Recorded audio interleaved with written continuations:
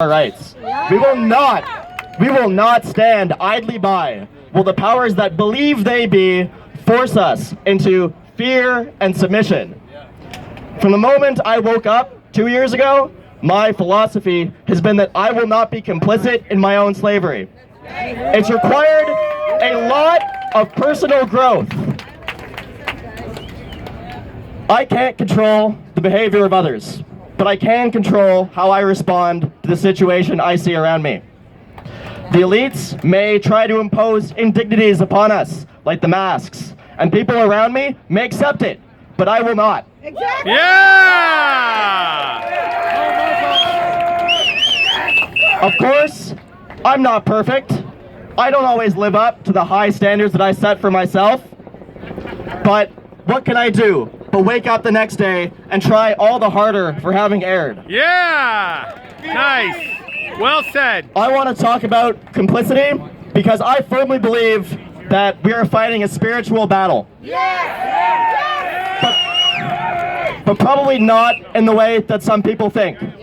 It is a spiritual battle to excise from ourselves our greed, our vanity, our materialism, and our lust for power. Right?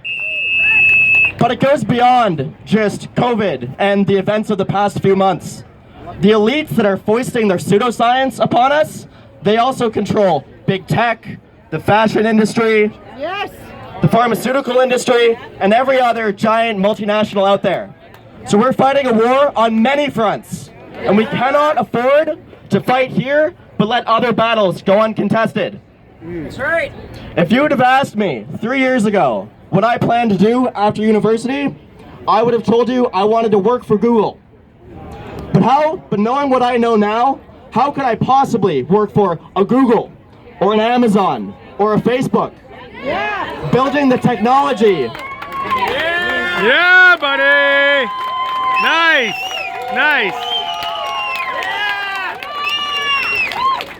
Building the technology that would surveil me and my family and my future children. I have to find some other way to contribute meaningfully. Nice! Unfortunately, I have a history with pharmaceuticals. Not addiction, but depression. When I was 11, my doctor put me on Prozac. 11. Looking back, I think that's absolutely appalling. I tried several different antidepressants without ever feeling like they were really helping me. It was only later when I realized that they're not there to help you. They're there to drug you into a stupor and make you easier to Yeah! Good for you, buddy. Good for you.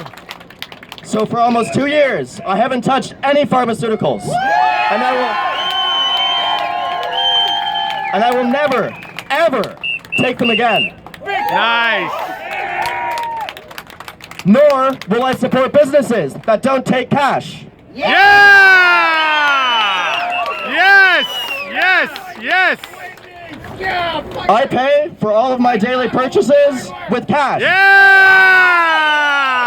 Despite the minor inconvenience that my pockets fill up with loonies and toonies. If you believe that the elites want to implement a global digital currency, and I believe they do, then the way to resist that is to not adopt the technology. Refuse the technology. Yes! Yes! I also, and I hope CRA is not listening to this, but I also have not filed my taxes in 3 years. Whoa! That may not be the most tenable strategy. Mounting a one-man tax revolt might not amount to any meaningful change. I admit that. Two-man. Perhaps it is not the correct strategy for right now. But when I hear people say that people won't join that movement, what I hear is, I will not join that movement. You got friends. Defund the government. We will all need to take risks and to pay a price for our freedom. But without freedom, what are we? Slaves. I'm not a naturally optimistic person, but I do have hope for a brighter future if we can band together invest in each other, and create strong local communities. Yeah! Growing our own food, educating our own kids, and governing ourselves away from an oppressive nanny state. Yeah! Systematically infantilize us.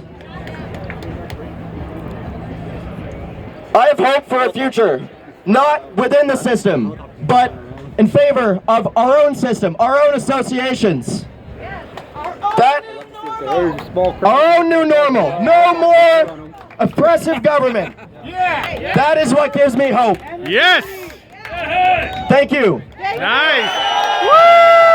That was Yeah! Everybody put your hands together. Yeah! Yeah!